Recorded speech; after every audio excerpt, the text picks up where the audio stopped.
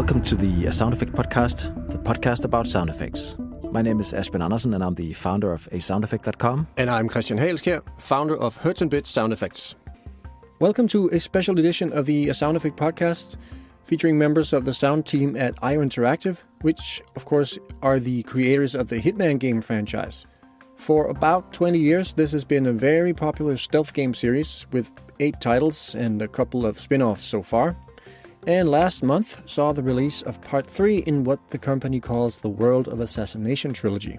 So the kind people from IO agreed to talk to me, and, tiny spoiler alert here, they brought sound clips.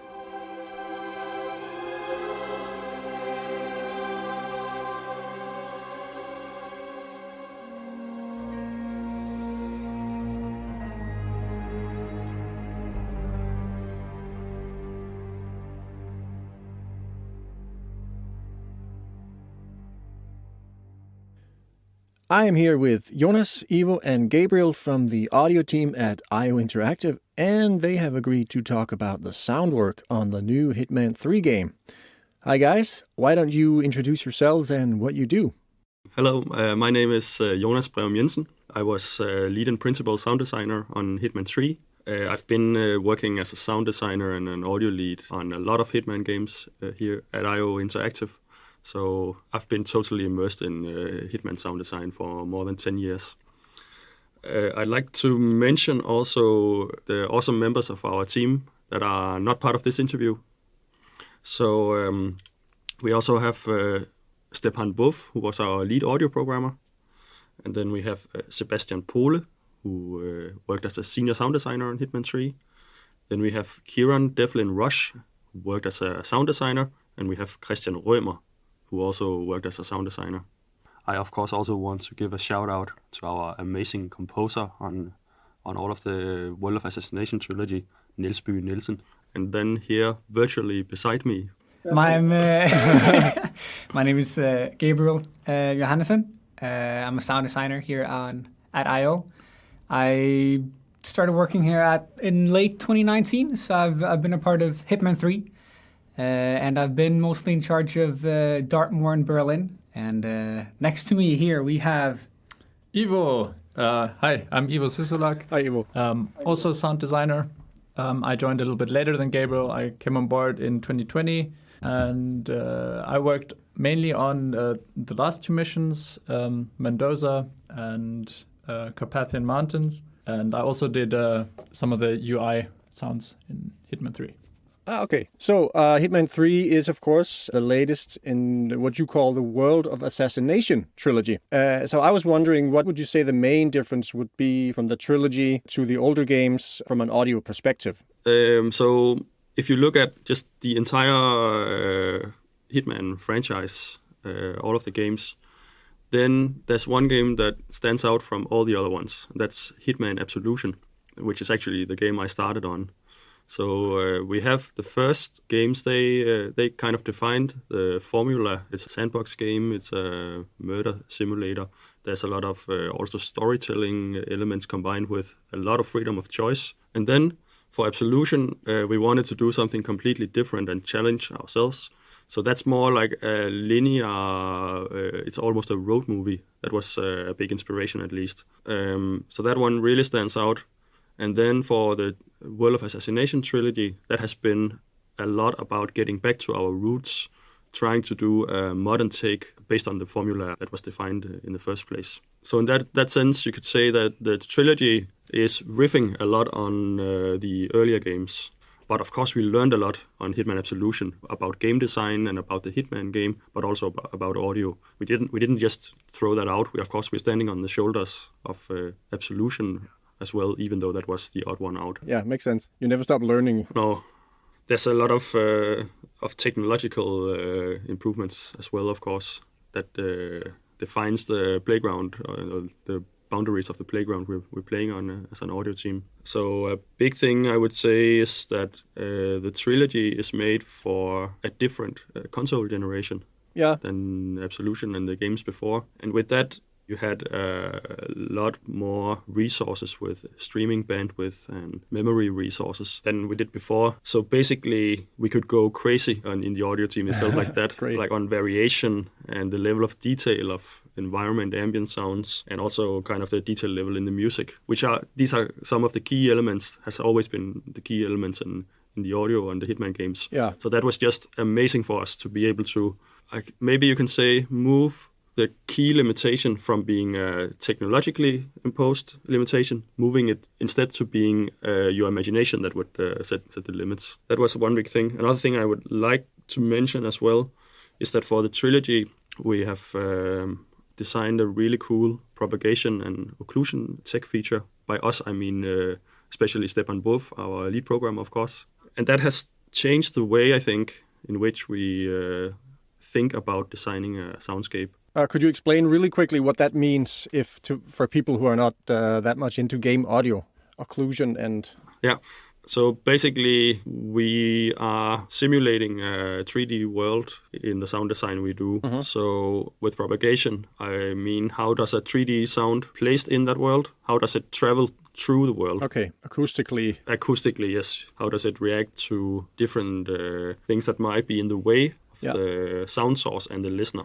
Oh, yeah. So all kinds of concerns around that problem. In the earlier games before our new system, I think you can say, if I exaggerate a little bit, that we were mainly concerned about the world that was close around the player. We wanted to have a really cool mood in the environment you're in. Uh-huh. And we had a lot of your voice limitations and stuff like that just made sense then to focus on the close sounds, because they would often be the ones you would have to react on. Yeah. Those were the main threats, for example, if it's NPCs, mm-hmm. things like that. With our new system, we would have a lot more depth of the environment, because now we could also focus on the environments that were adjacent to the player and even far away.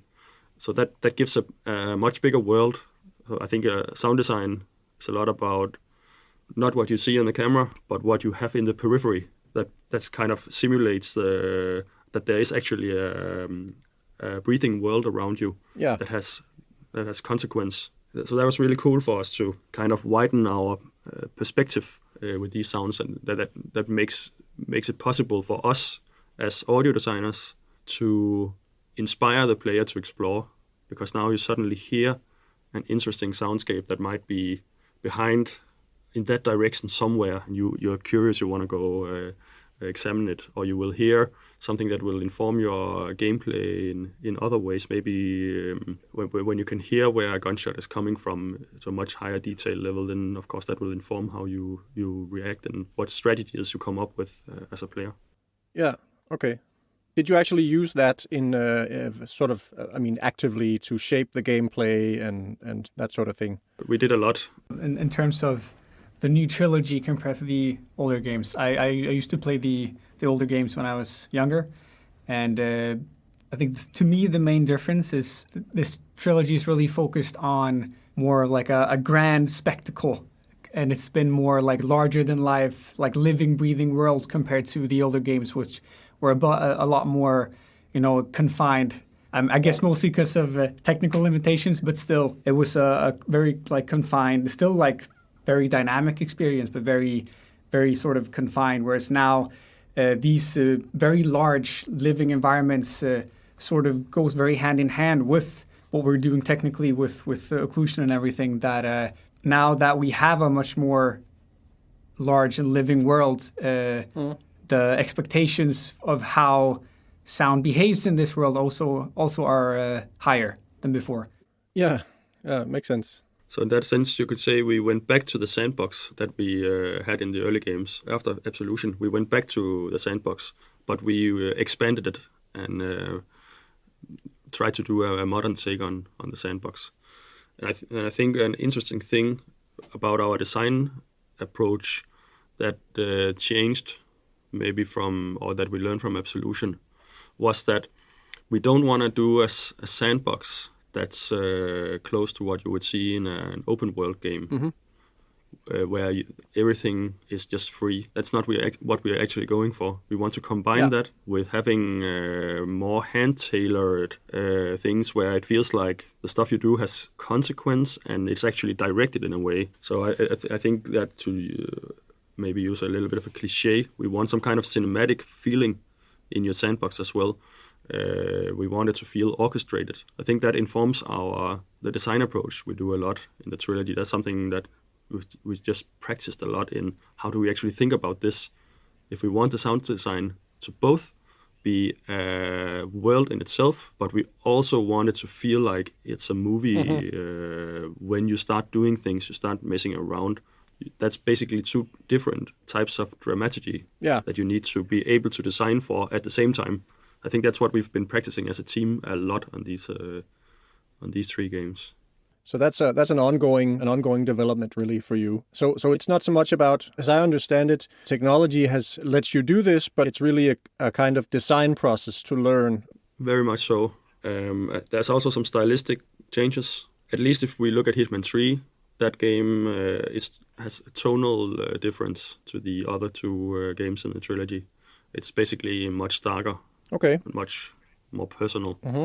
But hopefully it doesn't feel like a deviation. Hopefully it feels like something that makes sense with the overarching story of the trilogy, that you it becomes more and more personal as you get closer and closer to the characters and closer to the climax of the trilogy story. So it should feel like a natural development, sort of dramatically. Yeah. Okay. Yes. Yeah, I think so.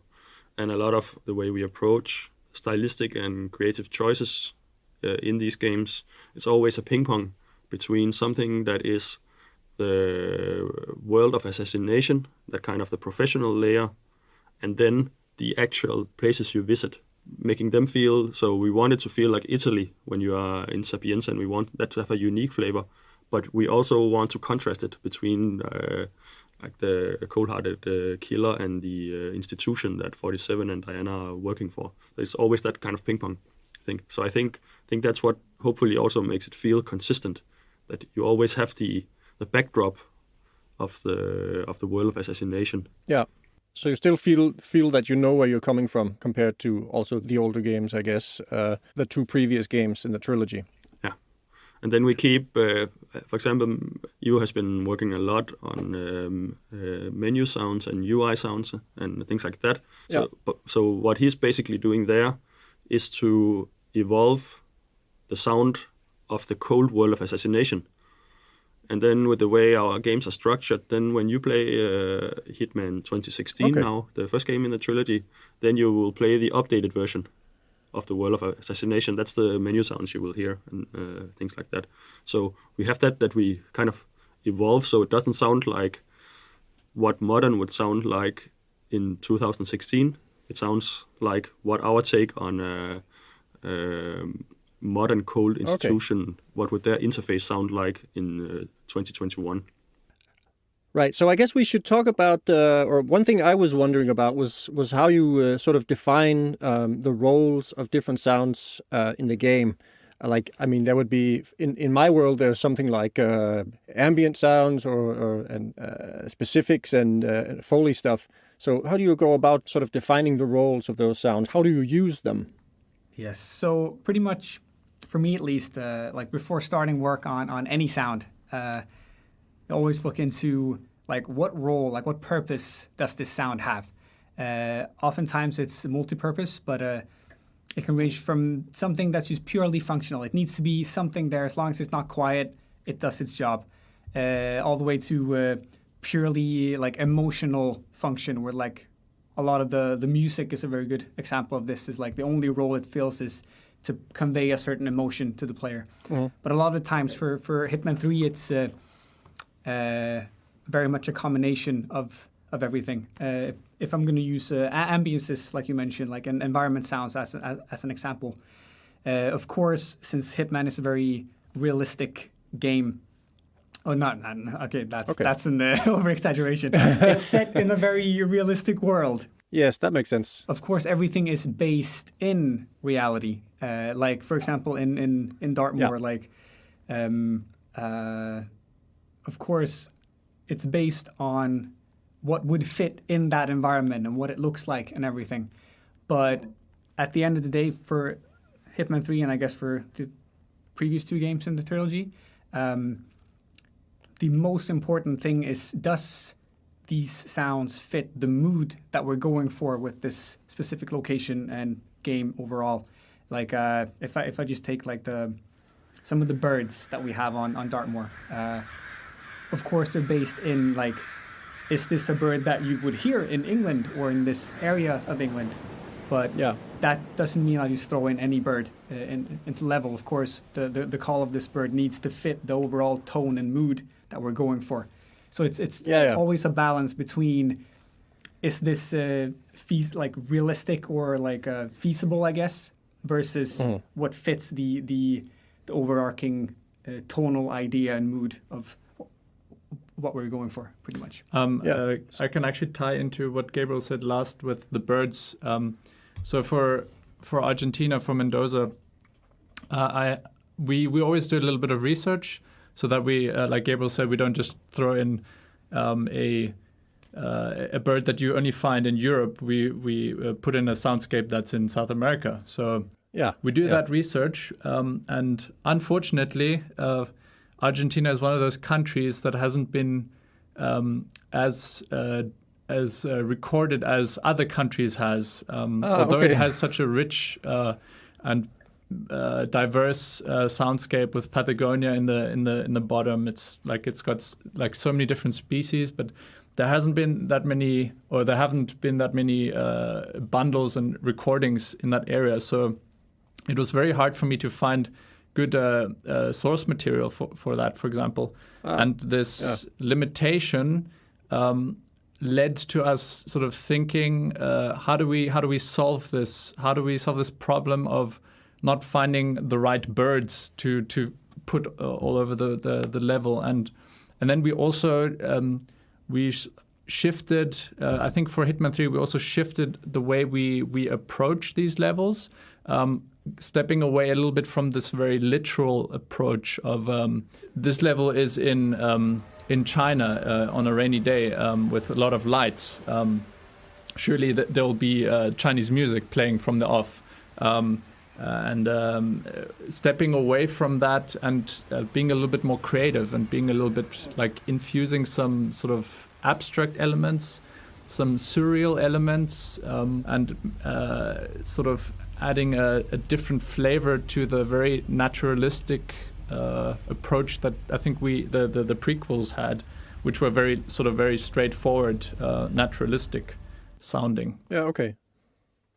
Yeah, I think like something that's very true for Hitman 3 at least is that since the tone is darker, we're more focused on the story this time around. For the audio team, that meant that for each location, the main inspiration, I guess I could say, is what is 47's like mental state? Where are we at in the story? Like that was always the main influencer in the overall soundscape of these locations, instead of it just being purely literal, pretty much. So that and that goes in for like not just the environment sounds, it goes for all the sounds, like the UI sounds that we talked about and everything. Okay. Like all the new things we've made for Hitman 3 are influenced based on where they're going to be used and the mood of where you're at in the story at a specific point. Yeah, so you didn't attempt to be strictly realistic for, at any cost. If it made more sense to sort of work with the mood instead. Exactly. More the other way around. Okay. We first wanted to go with the mood, and then we wanted to be realistic enough so that it wouldn't break immersion. I think Sebastian Pohle he coined, I think, a really nice kind of way of describing that style. I think he called it believable realism with surrealistic accents. I think that for me that's it sounds like something I want to do. Sounds very, very fancy and smart. Yeah, it's a clever way to clever way to avoid criticism of putting the wrong birds into the I like it. So about recording, so I guess you didn't send a recording team to Argentina, or No, I think for correct me if I'm wrong, Jonas, but I think for Hitman 2, you had an expedition team that went to Mumbai to do some source recording and do some research.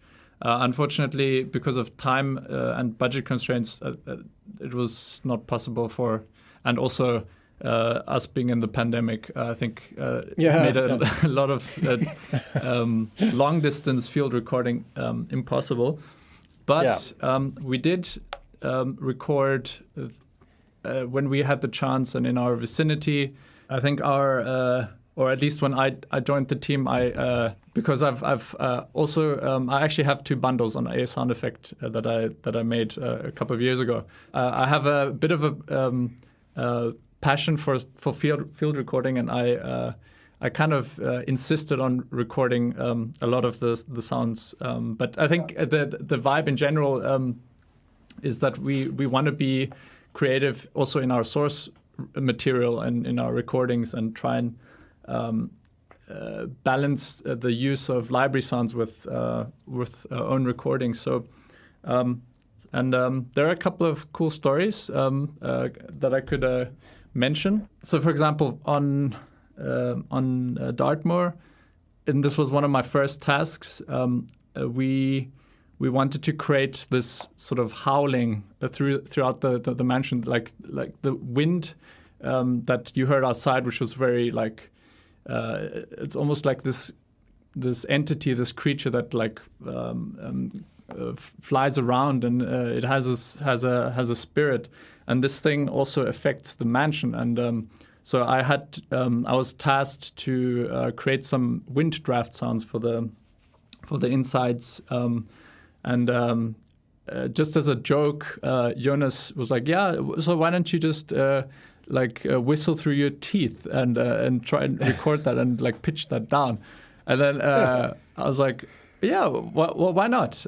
So I was at the time living in Copenhagen in a very small room as part of my onboarding, and so in this small room after work, I recorded like a couple of minutes of just me whistling through my teeth and whistling into cupboards and like trying to create these interesting like resonant sort of airy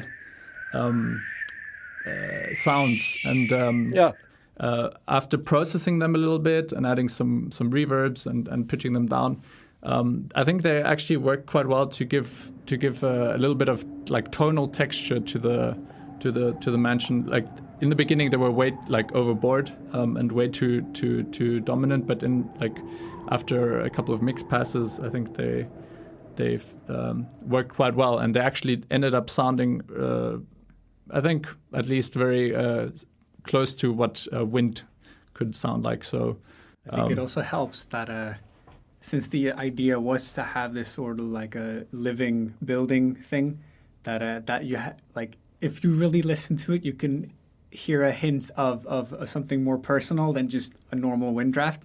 I think that really adds to the end results in a nice way. Could you mention a little bit about how we also used it as a storytelling device and gameplay? I think that's super interesting. I think you know more about that.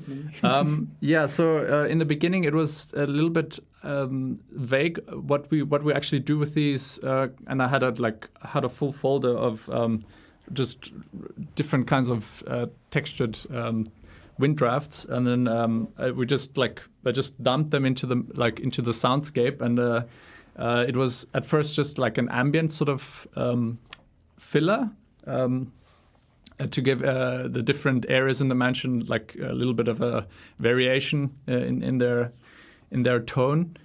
But then there are these secret rooms that you can go into in the mansion, that you can discover, and before you sort of discover how to get into them, we wanted to play on this thing of that before you get the cue to interact with it, we want you to hear it. So we sort of placed these draft sounds next to the opening of where the secret entrance is. So You hear a little bit of a like wood rattle, but you also hear like a draft coming from there, sort of inviting you in and just sort of enticing you to explore this room. And it was also, so this would be kind of literal secrets that you could find in the building. So here you have a draft because there is a hole in the wall. So that kind of makes sense in a realistic way as well. But then we expanded upon it to be, okay, we want to tell the story about a house full of secrets. Mm-hmm. There is concretely in that level, there is a quite intricate murder mystery going on. So you can basically become a detective and find all of these clues and stuff like that. So we worked with the idea, what if the house has a spirit that wants you to uncover the secrets? Yeah. So basically the drafts going around will kind of excite objects associated to the cues. So maybe there's a paper note you can find somewhere, for example, with a clue on it. You would make sure that would kind of be lifted a little bit by the draft and have some rattling sounds that would kind of inspire you to go look for it. And that sort of thing, I think was really cool. I think it's also worth mentioning in tandem with that, in combination with, we focused a lot of making things sort of not realistic, but very living in a sense. Like I mentioned before, is that all of these indoor drafts, at least like 90% of them, they're all connected to what's going on outside. Like around the mansion, we also have some like wind gusts and like that will then excite like a open window will start rattling and stuff. But inside the mansion, when a wind gust rolls by, that will then trigger gusts inside the mansion that will then trigger these secret clues and everything. So we worked a lot of like making everything feel connected and reactive. Kind of, reactive is a good word for it. Yeah. Tied together. That sounds really nice. I'm a big wind fan myself, so. Awesome. Yeah. You're gonna love Dartmoor. Right. Yeah, I mean, wind or the weather was maybe Jonas. This is maybe something that you can still talk about is the sort of main motifs or the main themes that we had for the audio direction, which were the weather and the train. So I think maybe this is a little bit more general audio direction, where I can maybe say that in the first game in the trilogy, our main goal there was to define the agent fantasy. What does it sound like to be a super agent spy? What does this modern spy thriller sound like? That was the main goal. So there, the weight was put a lot on the kind of the world of assassination, modern agent thing. Then for Hitman 2, after that, we went more into the main goal is to make sure that the locations are prevalent. We wanted them to be very living and breathing and exciting and unique in their own way. And there's a lot of contrast in those locations. They are very different from each other in Hitman 2. That's where we put our weight. Okay. For Hitman 3, the weight is on the closing the story, the narrative beats, and the key emotional development of the main characters. That's what will inform all of the choices we do. Of course, music was a big kind of device we could use for that. Yeah. We knew, but we also wanted the audio as a whole to portray that. Yeah. Okay. So. One thing we did concretely was that we defined the state of mind, as Gabriel mentioned, for each of the locations. So, okay, you hear this location, it has to be believable enough so that you have the immersion and you hear what you expect. But we are not going to do the literal environment. We're going to do the environment as perceived through a temperament. Yeah. That's the temperament of 47. So therefore, it was important to say what state of mind is he in at a given time, right? So that was one thing we did, kind of pinpointed the state of mind, mood, keywords we wanted in the different parts of the game. Yeah. Another thing we did was that we came up with 2 leitmotifs that we wanted to use in sound design and also in music, and made sure we kind of had a designed almost like a score. We kind of wanted to orchestrate. Oh yeah. When is it the sound design that uses these leitmotifs? When is it the music? And when are they in tandem using these things? And as Ivo mentioned, one of these motifs was weather. Mm-hmm. So we basically had the idea, okay, 47, he's a cold-blooded sociopath killer. He's also your hero. Strangely. So he is basically cold to everything. We take it a little bit further in this game because he is emotionally invested. So we wanted then instead to use the weather to show his bottled-in emotion. Okay. So a lot of the wind you will hear and the violent rain you will hear and the crackling dryness you will hear and stuff like that. That's meant to represent the inner state of 47. So maybe you could say that we have these evil villains that are the targets in the location, and they have maybe sucked out the life of the locations and made them cynical in the ways they do that. And now you get this force of nature who's coming in. He's on the surface level cold, but he has a lot of bottled up rage that justifies kind of cleaning out the location from these villains. That was how we used the weather a lot. Okay. And the other motif was the train. So throughout the game, we have sprinkled a lot of train sounds as metaphors. So you will hear a lot of surreal train sounds, and you will hear literal train sounds.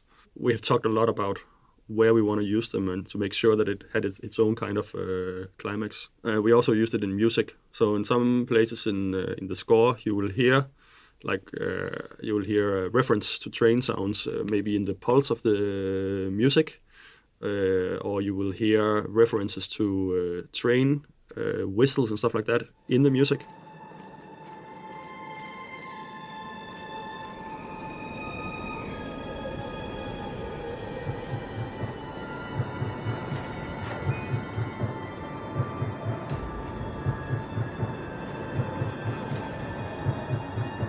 They're everywhere. Go, get out! It's the Constantine. Shit!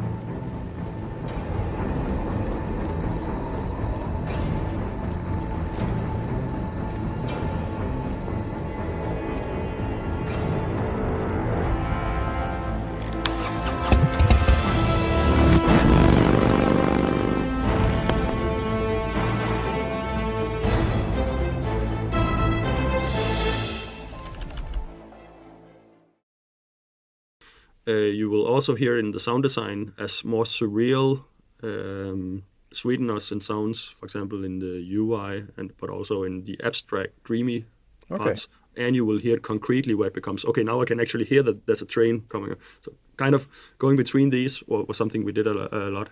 And why did we use a train? There is. We had a really good recording of a train, so no.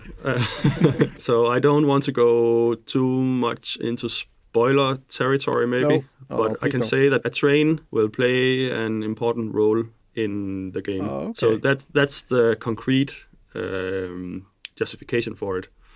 And actually, there's one of the key characters has been associated with a train throughout the trilogy.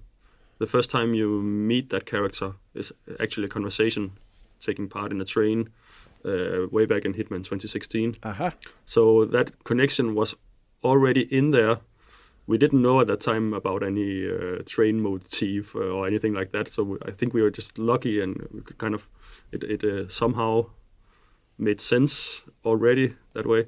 These are the literal connections, but the story about 47 is all about purpose, and it's all about who gives you purpose. So 47, he doesn't really have any purpose himself. He is directed all the time. Someone controls him, basically, and a lot of the story is about the fight of that control. Is it Diana, his handler? Is it the villain who controls him, who really calls the shots behind the scene?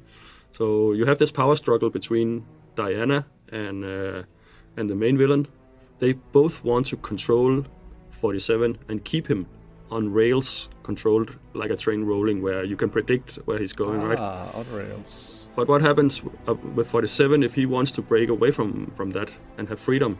Yeah. So there was something interesting in the story there that also deals with the as we talked a little bit about, when we design a sandbox, we want you to have freedom, but we also want it to feel like you have purpose when you play.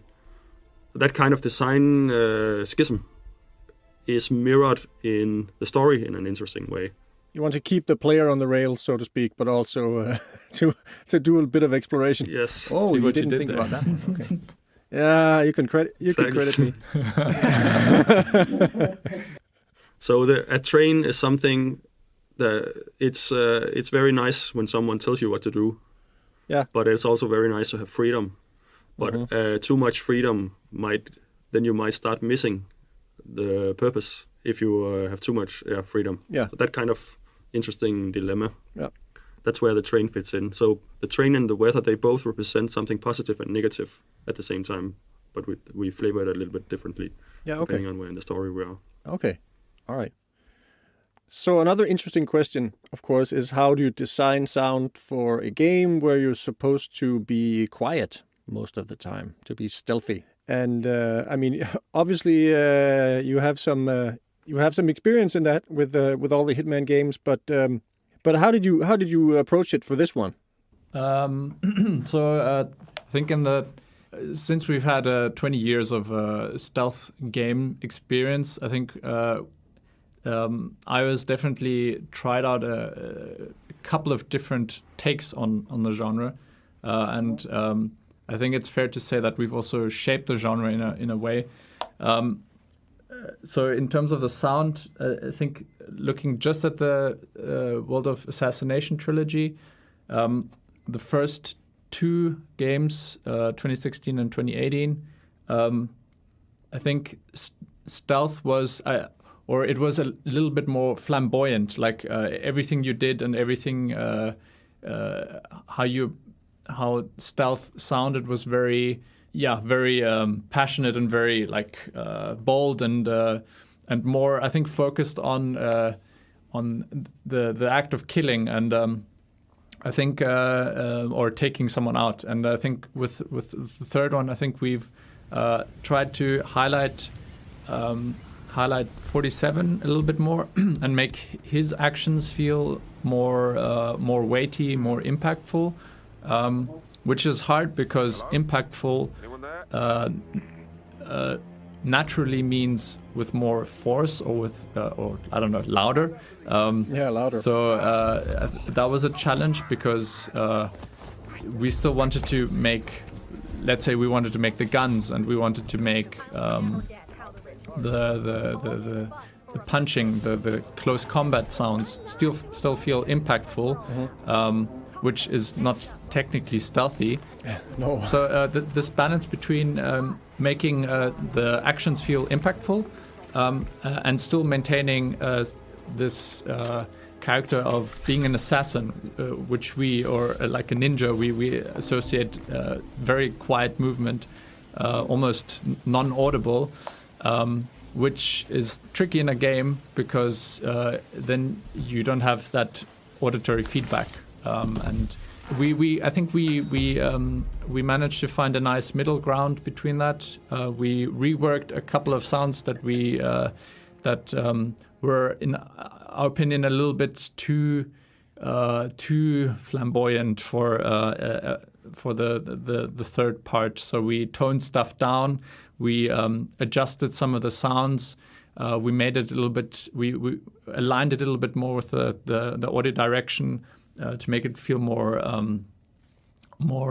distinct, more clinical. We also used some of the gameplay mechanics, like the instinct mode, which is the mode where you can see through walls and you can you see certain objects highlighted.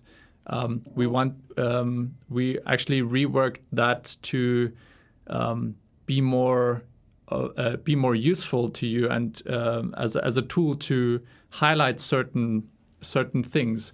So in the previous games, instinct mode was pretty much just all the sounds that were in the world that were just muffled.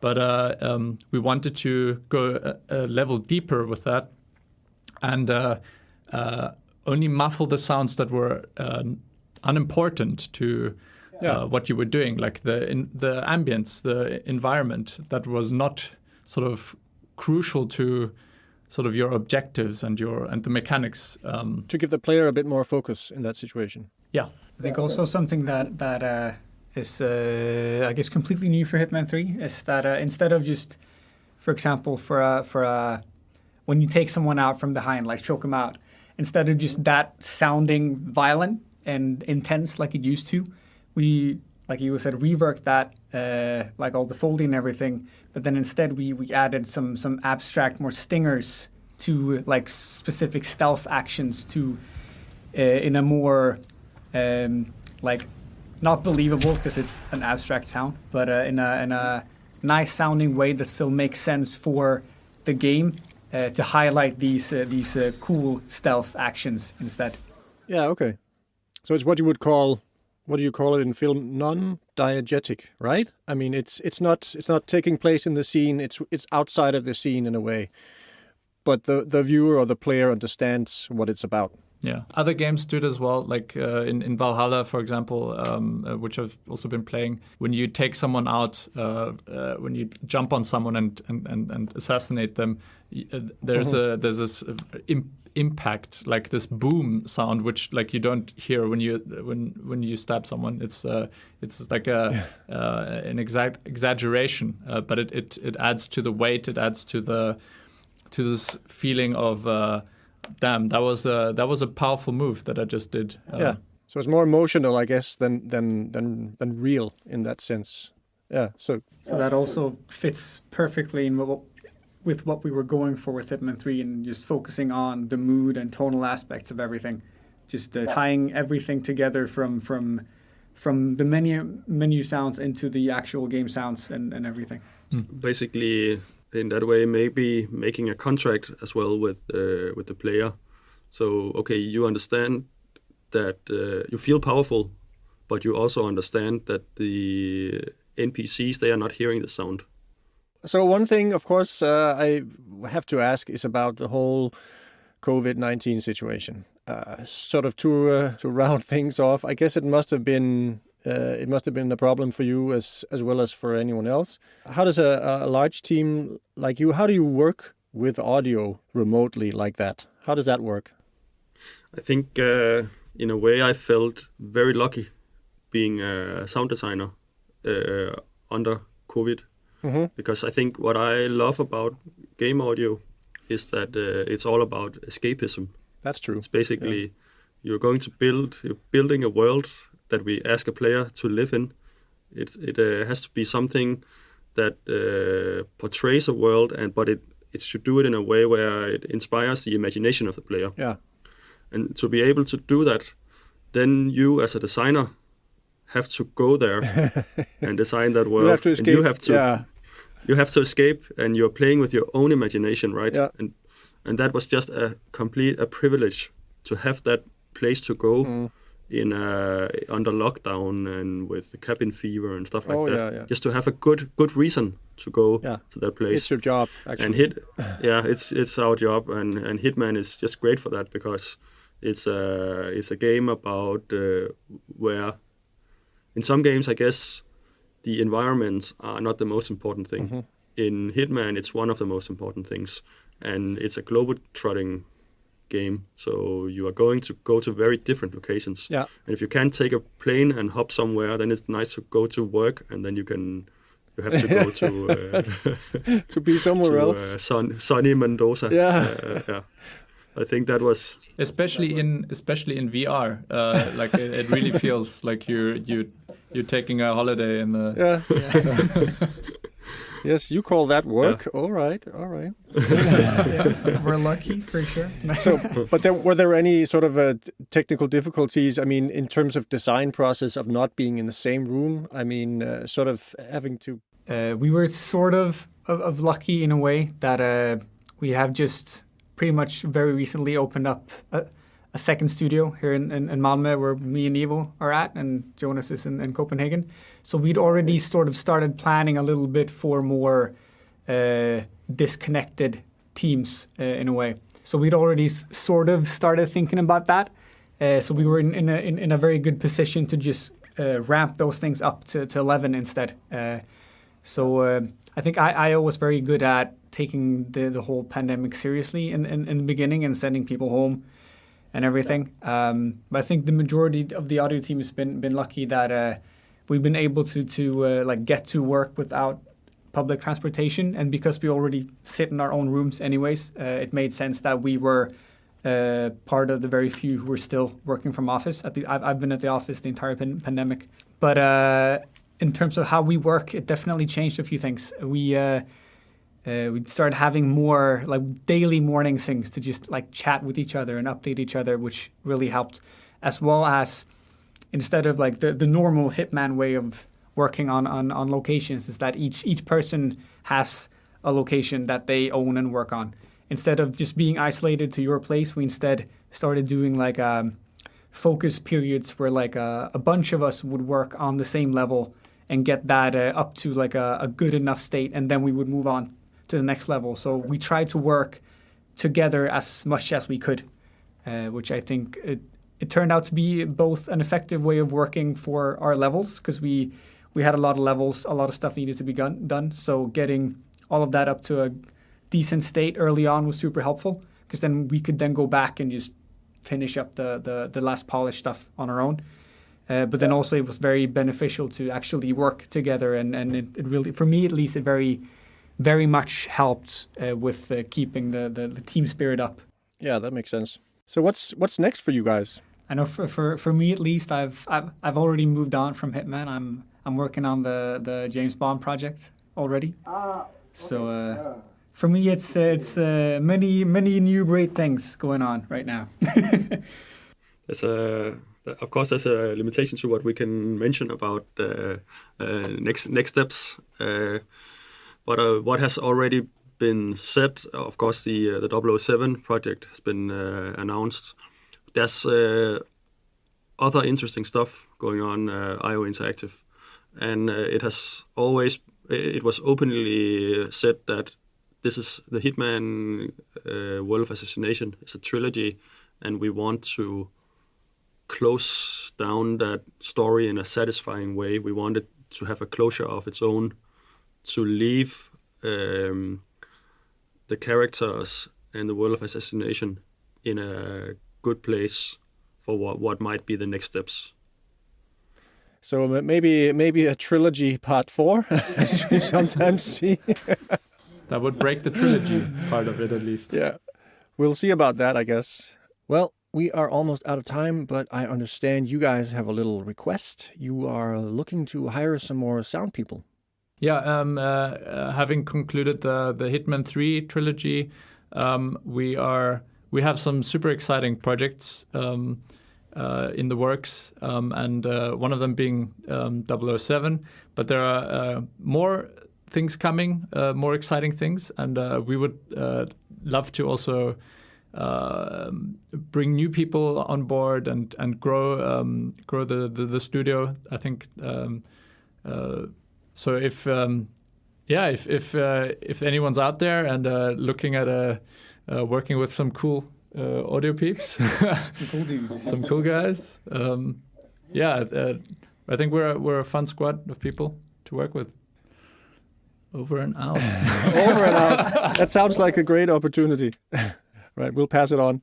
Anyway, thanks so much for joining me, and hope to talk to you some other time. Yeah, for sure. Thanks for your time. Me as well. It's been a pleasure. See ya. Bye-bye.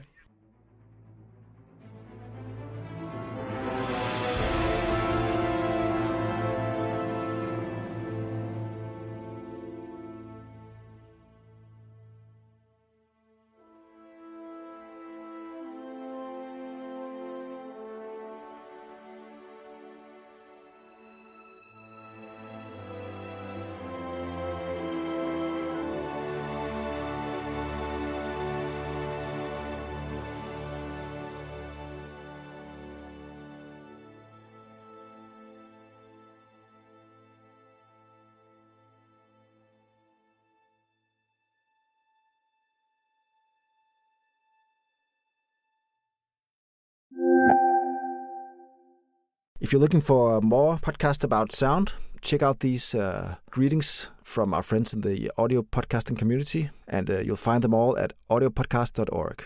On Tonebender's Sound Design Podcast, we talk to the Mandalorian's mixer, Bonnie Wild. If we get this wrong, people gonna be mad at us. And the more we talk to people working in sound, the more we find out that they are just trying to figure out what works. Like Dave Whitehead, who had no idea how to make the spaceship sounds for District 9. Until he tried a vibrator shoved into a dobro guitar. And hopefully after a while you gain enough experience. Like 15-time Oscar nominee Randy Tom. The most interesting stuff almost always happens when you're in the process of doing it. And you hope you get it perfect, like Steve Bodecker did on Black Panther. You can create in people's imagination something far more terrifying than they could ever see. On Tonebenders, we talk with the incredible artists doing sound for your favorite films, TV shows, and games. They tell us how they finally figured it out. You can find us anywhere you listen to podcasts or visit tonebenderspodcast.com. We didn't even get to take phone calls on Joe Dorowski films, line 2. Hi all, this is Becky and Susan from the Sound Girls podcast, where we speak to audio professionals from all walks of life. Join us Tuesdays at 9 a.m. and listen to the amazing array of sound humans talk about how they got into the biz. And a few cool things, like roadie nicknames and fizzy water preferences. You can find the Sound Girls podcast wherever you listen to podcasts, as well as our website, soundgirls.org.